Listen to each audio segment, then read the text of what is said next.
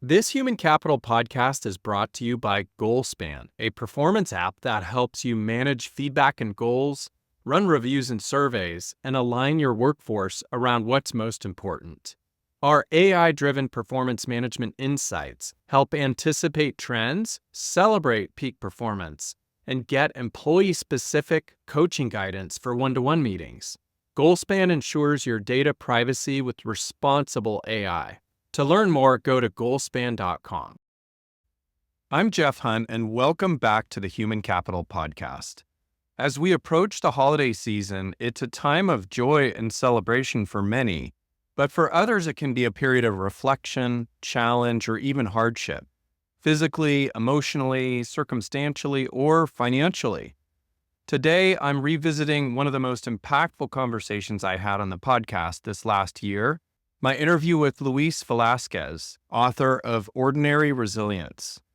Luis shares his remarkable journey and how he found strength in the face of adversity, offering us a roadmap for building resilience in both our personal and professional lives.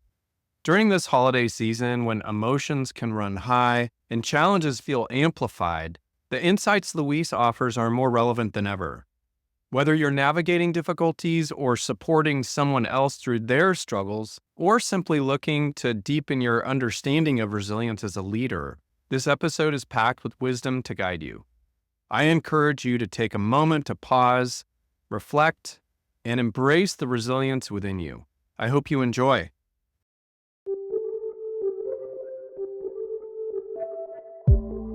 Welcome to the Human Capital Podcast. I'm Jeff Hunt. Today, we're going to talk about resilience. As you think about your life or career, have you ever faced a significant setback that made you question your path? How did you bounce back, and what did you learn from that experience? Maya Angelou has a quote that I appreciate, and it reads, "You may encounter many defeats, but you must not be defeated. In fact, it may be necessary to encounter the defeats so you can know who you are, what you can rise from, and how you can still come out of it." My guest today defines resilience as the ability to adapt well in the face of adversity, trauma, tragedy, threats, or significant sources of stress. It involves not only bouncing back from difficult experiences, but also growing and improving because of them.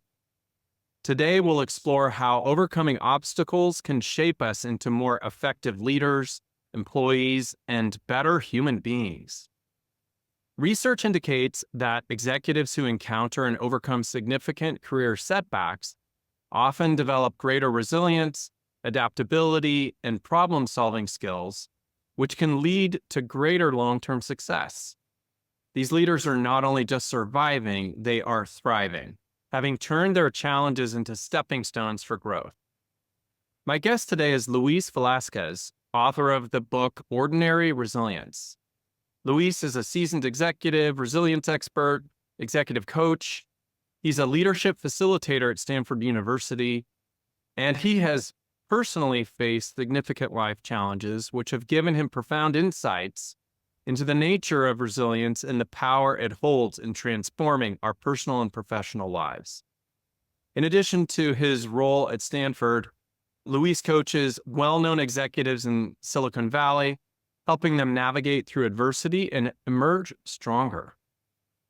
In his book, Luis shares not only his own journey, but also practical strategies for building resilience in the face of adversity. He brings a blend of personal experience and professional expertise, making him the perfect guest to help us understand how we can cultivate resilience in our own lives and workplaces. Welcome, Luis.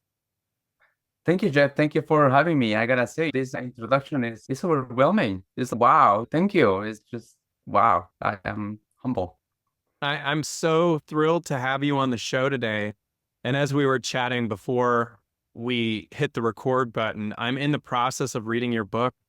And I think one of the things I love about your book is it's very practical and pragmatic and appropriate for a business context, but the personal aspects of it that you highlight are so important. And so I'm wanting to hear about your personal story of resilience, but before we get into that and before you share about that, tell me who has inspired you most during your lifetime so far? I think that there are so many people and so many things that have that inspire me. But if I go back and who are the people that have left an indelible mark in my life, I think that are my parents, Mm, both my father and my mother. And they are, oh my gosh, in the book, I don't know if you have read it, there is a story of my dad, there in an accident that he had. And I think that that was basically the biggest example of resilience that helped me go through my own dark days. And my mother, she's an incredible human being, but also incredibly resilient. And I think that both of them have been the most significant people that shape who I am today. mhm. I love how you weave those into your book. And it's also sort of part of your own resilience story. But take a few minutes just to tell our listeners about your own personal story of resilience. So I grew up in Guatemala, Central America, in the 1970s and 80s. And if you remember, during that time, the United States was in the midst of the Cold War, which wasn't fought in the United States or Russia, but the battles were fought in Latin America. So we had the area where I used to live was affected by violence, political violence. And we were also really, really poor. My dad, I think that was making at the time an equivalent of about $40 a month. And my mom's day's wage was about $2 a day. And that didn't go very far. It was hard. Looking back, I realized, oh my gosh, how did we survive? But the reality is that I remember and I had the most happy childhood. I mean, my brothers and I were always very happy. I always thought that my journey wasn't going to end in where I grew up. And my dad encouraged me, yeah, you're smart, you need to go somewhere else. You need to go find your path. And when the war ended, there was an agreement, and the United States set up a program that was called Scholarships for Peace. And that was bringing people from those areas, young people from those areas, and then teach them a trade and in English, and then they can go back and be beacons of change. And I was fortunate to be selected. So I came to the United States and learned English and went to community college and learned food science. And then when I finished that, I went back to commit for the commitment that I had about going back for about a number of years. But what that did to me, Jeff, I realized, oh my gosh, there is so much else I could do beyond where I was living. When my commitment ended, and I decided I need to go back. I need to go back, and I came back and went to Florida A&M University, where I finished my degree. And then I started a master's, and then I moved to Michigan, where I did a PhD in molecular biology and became a professor there, an assistant professor of fungal genetics. I thought that I had it all made, and then life is very interesting. Life throws you curveballs, and my curveball came in the form of a brain tumor. Long story short, I survived the tumor, which I still have, and I still live with it. But neither my professional dreams nor my marriage survived. So I had to reinvent myself. And I had to figure out what else I could do. And so this is my third act. I started a company. I bankrupted that company. I started another company. I sold that company. And here I am today. In the process, the doctor told me you have to accept your reality. And your new reality is that you probably won't be able to walk straight or go back to teaching anymore. And that was a very hard thing for me to accept. That was about 100 marathons ago and many Ironman triathlons that I run now. But going back to your question about resilience, and one of the reasons why I call it ordinary resilience, because when people tell me exactly what you tell me, you're so resilient, you do this, you do that, I realized that I wasn't doing anything different. I wasn't doing anything extraordinary. And as I started learning about this, I realized that we all have access to these things that we have inside of being resilient. And all what we need to do is to unlock the resilience. And we don't need to go through major changes in life to unlock that resilience. And I hope that we can talk about that for a minute. Absolutely. And that was the first thing that struck me when I picked up your book was that you put the word ordinary before resilience. And so is the premise behind that, Luis, that that's accessible by all of us? So all human beings have the ability to achieve and build their resilience muscle. Is that correct? That is correct. And I think that the idea is that we don't need anything else right now to take the first step for their goals. And the reality is that we are the most resilient species in the world. If you think about us as human beings, we live in every single part of the world. We have become who we become because we are resilient. And the resilience comes from adaptation. And we have adapted to our environment, and the adaptation happens over a long term, a longer time. By nature, we are really resilient. So there, what we need to do is to remember and unlock that resilience and take advantage of what we already have. And that's what I call it ordinary, because it's nothing extraordinary about being resilient. We have it already. Sure. And so if you break it down, because it is accessible to everybody, tell us a little bit about how we can achieve that. You have that really well articulated in your book. And like I said, I'm about halfway through your book right now. So I haven't gotten to the finish line, but what I've experienced so far is the sort of breakdown of resilience in a way that allows us to understand the different things that we can do to really become more resilient as things come our way. What are some of those? Well, the way I describe resilience, it has 5 pillars. And those 5 pillars are accessible for everyone, to everyone. And number one is, I call it embrace the suck. And basically, it's embrace the challenge, embrace where we are. I remember when I was in the darkest time of that journey that I was describing earlier, and I was comparing myself to who I was before. Oh my God, I was a professor. I was this, I was that. And that just kept me down. And then I realized, I think that the biggest change and the biggest shift in my life was when I realized that I am who I am, tumor included. And I even gave my tumor a funny name. I call it my precious. Ah, okay. It's my precious, and it is part of my journey. And I think that a lot of times we think that we need X to move forward. The reality is we don't. This is where we are, and we need to move on. Now, there is a mantra behind that element, and that is, what am I going to do about this? When I was growing up, every time that I would complain about something, or every time that I do something, my dad will ask me, so what are you going to do about that? What are you going to do about that? And I think that that is a call to action for me. Whenever I am in a situation that I don't like, the first thing I ask myself is, what am I going to do about this? Yeah, so that's number one. Number two is embracing fear and facing your fears. And if you look at, you're reading my book now, there is so many times in there that I'm absolutely scared about the many things that are happening. Scared of death, scared of losing a job, scared of being lonely, scared of losing a wife, and many, many things are happening there. This is a funny story. I'm a runner, as I shared with you earlier. And I was running one day, and then I saw a couple, like they were walking, holding hands. But I guess I was running so silent that they didn't notice me until I was upon them. And this what happened. The guy didn't even look back. He heard me and he took off running. Scared. And the woman just looked at me and laughed. And the guy, like, a few seconds later, he came back with his leg, his head down. He was ashamed of leaving his wife there. But I think that that's what we do a lot of times. When we're afraid of something, we just run, or we come back fighting. And I think that the way I describe in the book and the mantra is, we don't need to be fearless, but to fear less. So a lot of times the things that scare us, they are not as scary if we try it once.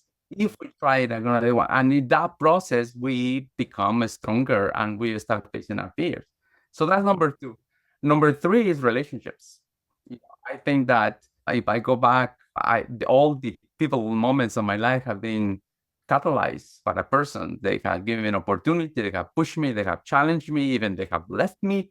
But I think that that is key, is building relationships. And I think that that is something that we don't do well enough, is building the relationships so we have that social resilience when we need it.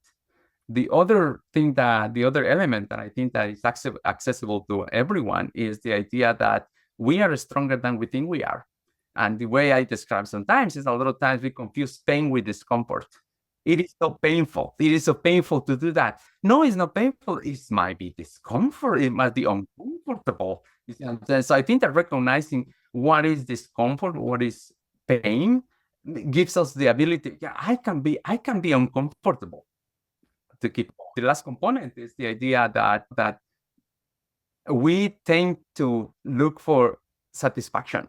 When I have this, I work on cars. That is my passion. And I think that is a little bit kind of selfish. And I think that the way I describe it is that in order for us to, to, to, to go through the discomfort of anything is to realize that we're doing something for something bigger than ourselves. The biggest example, or the biggest thing that I can tell you that is that when I was in my darkest moment, I actually thought about killing myself, committing suicide. And there was a moment where I saw the image of my mother. And I said to myself, I cannot do this to her. If I do this, she will suffer. She will be in pain. So I said, no, I cannot do that. So that allowed me to, I'm going to get better. You see what I'm saying? And I know it's going to be difficult and it's going to be painful, but I have something else bigger than myself that I can commit to. So those are the 5 elements of what I call the resilient pillars. I really love that, Luis. And as I'm reflecting on it, a couple of things are coming to mind for me. One is if you really look at the greatest sort of spiritual teachers and the best leaders in the world, oftentimes those are the people that have the ability to embrace the suck. I love that whole concept of embracing the suck. And what you just shared that's behind that is our ability to, instead of resist, to accept what's there. So when you remove the resistance, then all of a sudden there's a lower burden on in our own internal system. We're not fighting things as much. We're accepting where we are. And the other thing that I'm reflecting on is that when you embrace the suck for long enough, oftentimes the suck will go away. It'll either minimize, it'll go down, it'll reduce. In other words, things aren't permanent. For many people, they'll be in extremely difficult situations, just as what you described, even to the point where you were thinking that it might be better to take your own life. You got to a point where that's no longer probably the case anymore. So we're not ever in one situation forever, right? That is correct. And I think that you brought a very interesting point here. And resilience is usually mirror or associated with survival. He survived. He's so resilient. And I think that the way I describe resilience in the book is that it has 3 different stages. It's survival, is what you say, I'm going to go and do this. And then it's adapting, to your point earlier. It's like, things are not as difficult as they seem to be. But then there is another element that is called thriving. I am going to be more successful because of it. People will tell me sometimes, do you wish you never had a tumor? And I'm like, absolutely no. It's part of my journey now. And I am so glad I have it because it made possible for me to be who I am today. So the way I describe resilience has those 3 elements. Is number 1 is survival, adaptation, and then thriving. And the way I say it and the way I think about it is that the less time we spend on survival mode, the more resilient we are. I love that. Yeah, that's great. Well, and one of the things you mentioned in your book too is the importance of separating out the difference between who I am and what I do. If I am too closely associated with what I do, in other words, that's really become part of my identity, how can that actually work against me in terms of building my resilience muscle? I think that, as I mentioned earlier, for me, is when I was one of the darkest time was the realization that I wasn't the person that I used to be. I was a professor. I'm not anymore. I was married to a very incredible, amazing woman. I wasn't not anymore. And that brought a lot of self-doubt and question my worthiness as a human being. And it wasn't until I realized that what I do, what I have doesn't define me, but rather is who I am. And then when we started talking about it, and before the recording, you asked me who I am, and I Yeah. said I am a resilient mofo. Yeah, That's exactly. I am a resilient mofo. And there are three things that I can. I am committed, I am persistent, and I am optimistic. And I think that we all have that identity. I mean, one of the things that I do with my coaches is to ask them, like, who are you? Let's talk about it. Who are you? What are the three things that you have done in your life that made you successful or to get you where you are here? And they say, I am hard worker, I am excellent. That is who you are. What you do with that is different. And the idea of associating your identity with what you do is very dangerous for that particular reason. Because a lot of times, especially now, the economy is different. There is a lot of things that are happening. You can lose a job. The minute you lose your job, it's like, oh my gosh, now I'm worthless or less worthy because I should have kept my job. So I think that to be resilient, I think that we need to be in touch with who we are and not necessarily associated with what we do. Hmm. I was also thinking about how misconstrued this sort of if then concept is. In other words, if I achieve X amount of sales, then I will be happy. Or if I achieve this position, then I will get more esteem or respect. And really, a lot of what you seem to be saying is that it's really more about being in the moment. It's the here and now. It's being present. It's being able to accept where we are and work hard for our goals, of course, because you just mentioned purpose and the importance of purpose, but not placing too much on the outcome. Is that right? Yes, yeah. So here is there is two elements that you mentioned is outcome, and there is another element that it is the output. Mm, Output is what you measure, the tangibles, the number of sales, the number of money. That is output, and the output has a lot of things that we cannot control. Like the market has changed, the competition has improved. There is so many things that are willing that will affect the output. But the outcome is, did I do my best? Am I doing the best I can to be a great seller? Let's put it that way. So those are the two different things. And I think that we need to disassociate of the outcome, the output from the outcome. really appreciate that. I Yeah. think that a lot of times we put a lot of emphasis on the output, and people say if you cannot measure it, it cannot be improved. And I don't think that that is totally right. I think that a lot of times the measurements come from things that we cannot control. The intangibles as well. Absolutely, Mhm. and but the outcome for me is one thing that I do whenever I go into a meeting or a business development. At the end of the day, is I ask myself, did I do my best? And if I did, great. Yeah, I'm not gonna think about it. That's what it is. But if I did, what am I gonna do different next time?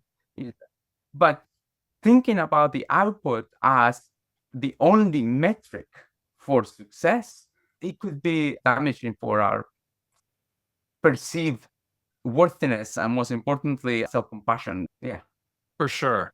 Yeah. Yeah, I appreciate that. And in fact, one of the things that you mention in your book is this equation for resilience, which is, you put it, correct me if I'm wrong, but optimism times commitment plus persistence equals resilience. That's right. Say a little bit more about that and what this looks like. Commitment is, as I mentioned earlier, we have already everything that we need to get started. The key here is to have the desire to move forward. And yeah, and commitment is expressing that desire. But now the commitment has an emotional component of that. I'm committed to my wife. I am committed to my children. Therefore, that will allow me to make decisions about things that might not be relevant to that particular commitment. Sometimes we try to do a lot of stuff. When we do a lot of stuff, what are we committed to? So that's number one. Number two is persistence. And yeah, life is hard. Work is hard. Yeah. And there are so many. And I think that a lot of times we tend to optimize for comfort, tend to optimize for easiness. And it isn't like that. So I think that when you're persistent, you realize that things are not going to be easy all the time.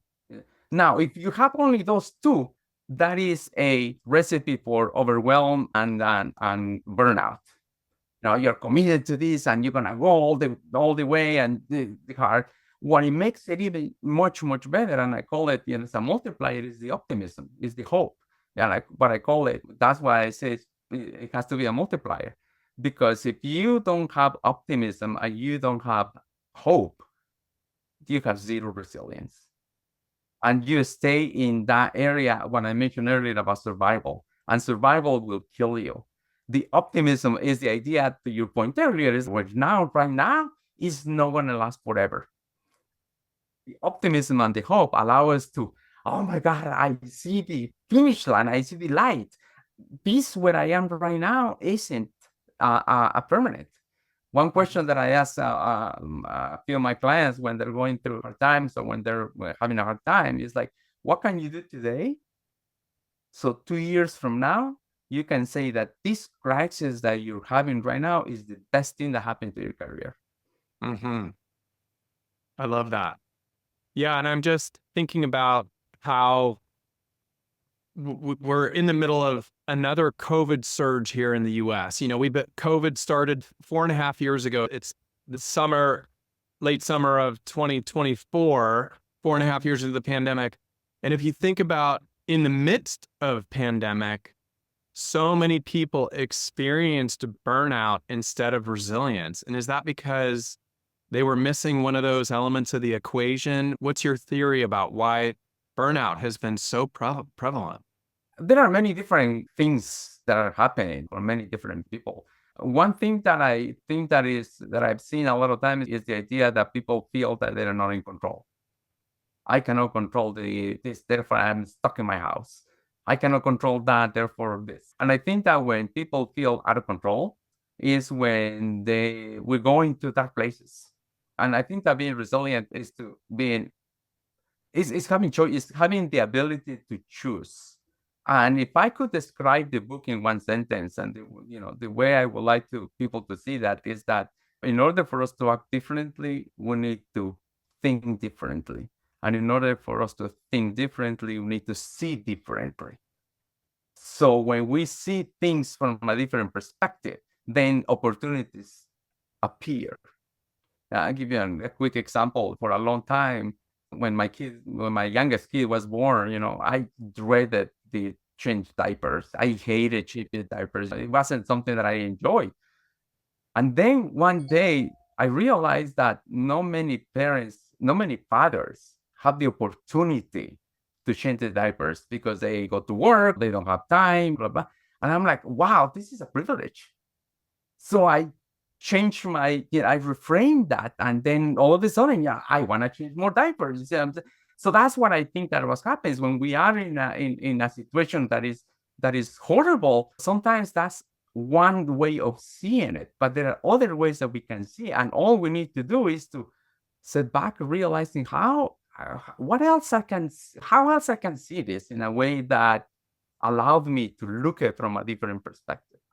I love that whole concept of reframing. And it just feels like so important if we're feeling stuck in a situation, the ability to reframe, especially what you were talking about earlier, Luis, with having purpose. If we have purpose, then maybe we can do a little bit better with optimism and hope.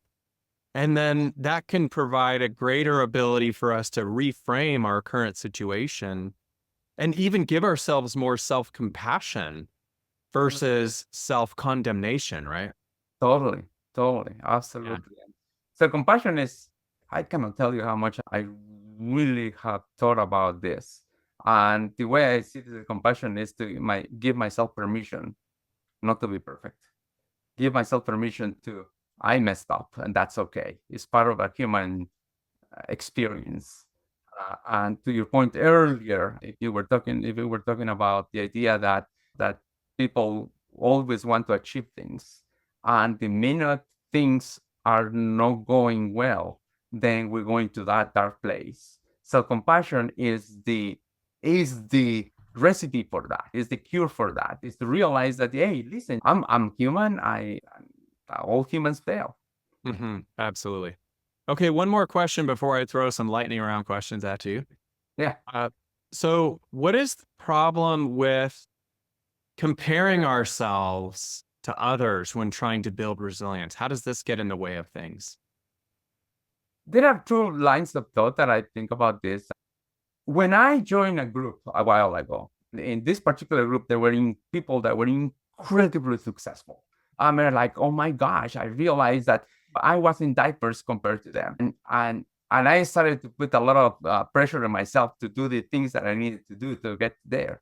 And I made a decision at that point. And I made a decision. And I said, I am not going to be intimidated by them, because that's where the comparison comes in.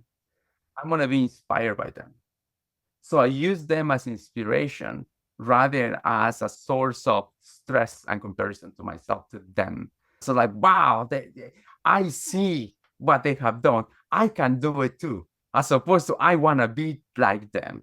That puts a lot of pressure on myself. So I think I think that it's about reframing the idea that, hey, that person is gotten there. I mean, that is an inspirational for me, as opposed to I want to have what he has. Yes. So one is envy and the other is reframing and inspiration, right? Envy versus inspiration. Yeah. Yeah. Yeah, I love that. I love that. Okay, are you ready for the lightning round? Oh my gosh. Yeah. Yeah. Sure. What are you most grateful for? My health and my family. What's the most difficult leadership lesson you've learned over your career? I think that the biggest leadership lesson is trying to fix things that are not in my control. Who is one person you would interview if you could, living or not? Martin Luther King.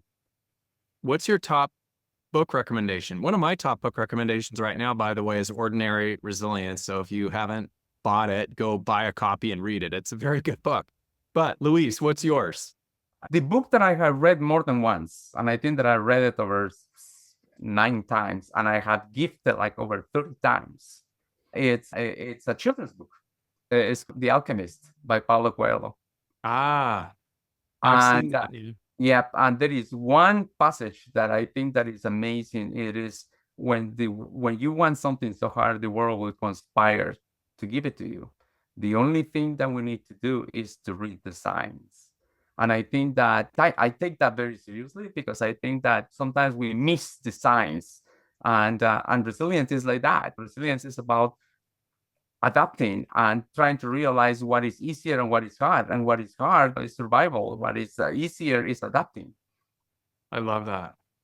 What's the best piece of advice you've ever received? Go run. You're a better husband when you're running, when you're tired. And no, I think that the best piece of advice that I have gotten is be yourself. A very good piece of advice. Like if you could distill everything down to one of the most important things in life, like the life lessons, it's be yourself, right? Be yourself. I Be love that. yourself, but I put a caveat in there. Always, always attempt to be better. For sure. So I love this book and our conversation. If you had to encapsulate a few really key important takeaways for our listeners, what would those be? I think that is a few of the things that we already talked about it. And what I hope that any reader can see is that when we challenge our assumptions, when we are optimistic, and when we decide that we want to make a change in our lives, the options will appear. That's number one. Number two, I think that my philosophy of life, the philosophy of my coaching is encapsulated in how I describe the book. Is for me to act differently, I need to think differently. And for me to think differently, I need to see differently. And I hope that the book challenges how people see their most small challenges and big challenges.